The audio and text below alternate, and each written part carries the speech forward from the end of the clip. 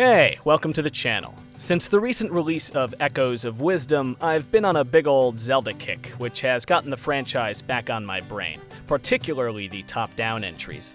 In light of this, I decided to finally get around to a little appreciation video I've been tossing around in my head for a while, pertaining to the finale segment of The Legend of Zelda: A Link Between Worlds. Although the general narrative of that game left a lot to be desired in my opinion, World's handling of its core cast and the story's climax has always been a personal favorite of mine. So today I'm going to break down what happens and what I feel works so well about it. Ginormo spoilers for A Link Between Worlds, obviously. We're literally dissecting the ending here. First off is the revelation about Princess Hilda's true plan and motives.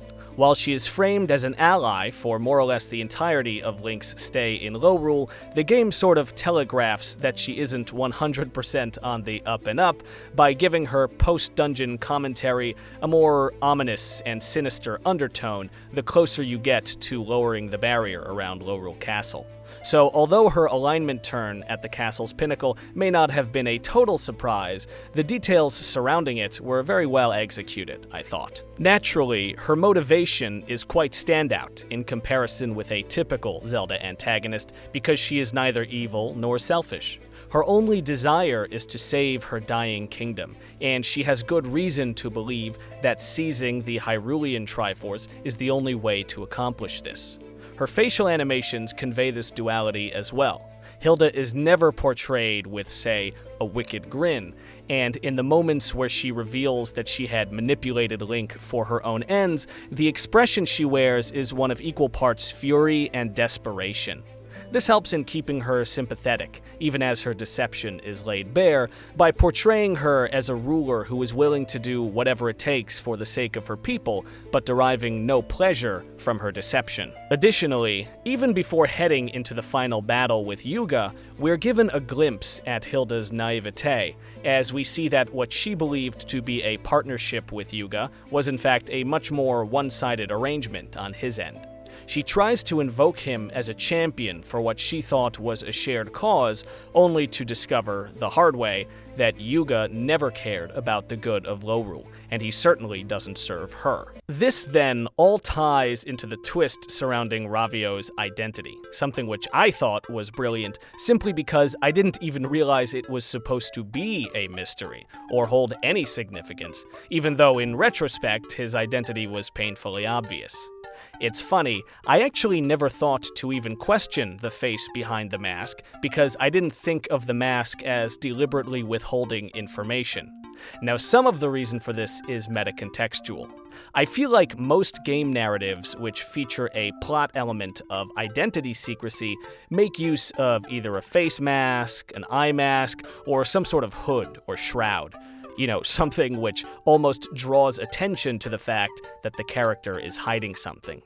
However, because Ravio's mask is like a full mascot head, which is color coordinated with his gimmicky outfit, I simply thought of it as part of his design, a natural extension of a quirky character, and nothing more. But, as I just indicated, in retrospect, his identity was obvious, provided the player is familiar with A Link Between Worlds' iconic prequel, A Link to the Past.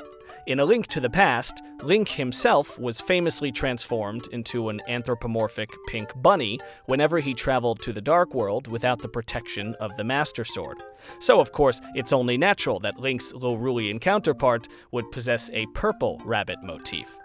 Worlds cleverly obfuscates this connection, however, by not making it immediately apparent that Ravio even hails from Lorule to begin with, since you meet him in Hyrule at the beginning of the game, and he never mentions being a foreigner on Hyrulean soil.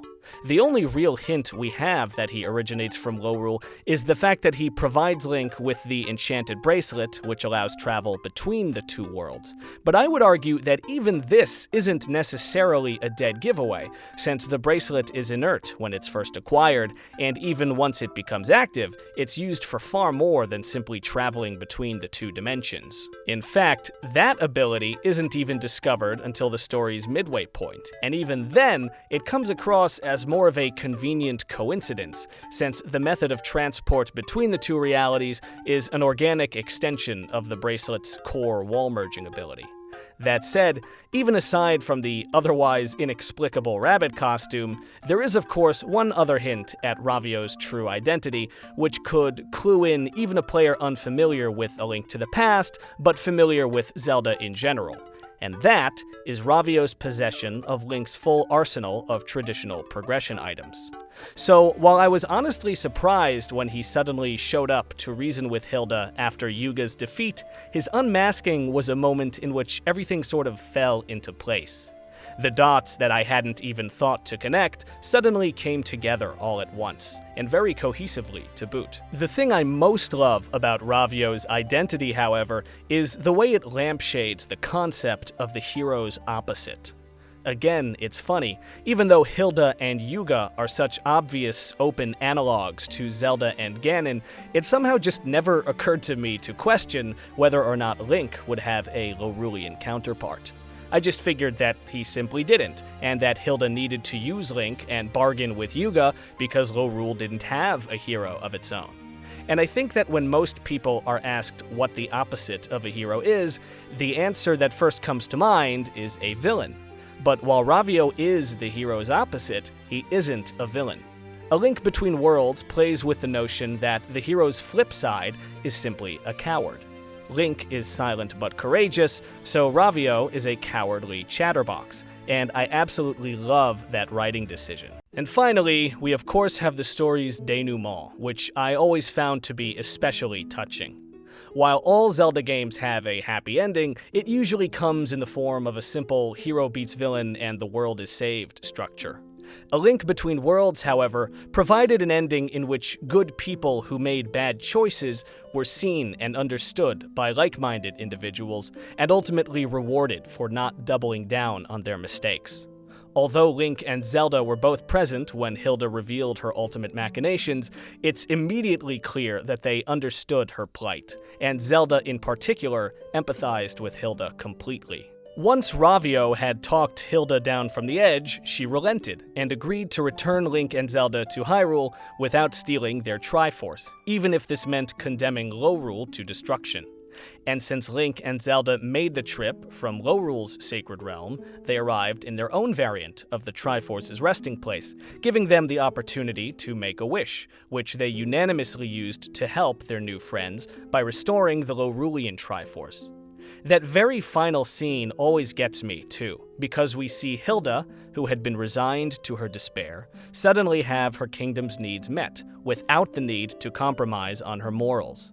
And with that final act of unexpected kindness from her dimensional neighbors, her remorse turns to sheer gratitude, and she utters the most sincere and heartfelt thank you I think this franchise has ever seen. All in all, I find A Link Between Worlds finale to be a somewhat more layered and nuanced cocktail of compelling themes and emotions compared to some of the more straightforward endings of most other Zelda games.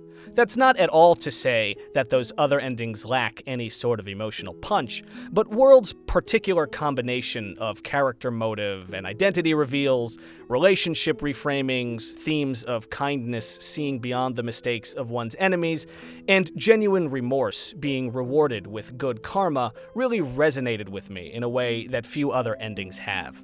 And while I've never had a problem with Zelda's usual black and white villains, A Link Between Worlds continues to make me wonder how much better future Zelda narratives could be with some more nuanced and morally gray antagonists. So here's hoping we see another one someday. Anyway, if you made it all the way here to the end, then thanks for watching. If you enjoyed this video, then please remember to do the algorithm things. I also have some other Zelda videos, so if you happen to be new here, be sure to check those out as well. I even have them organized into a playlist for your convenience. Alright, that's it for today. Peace out.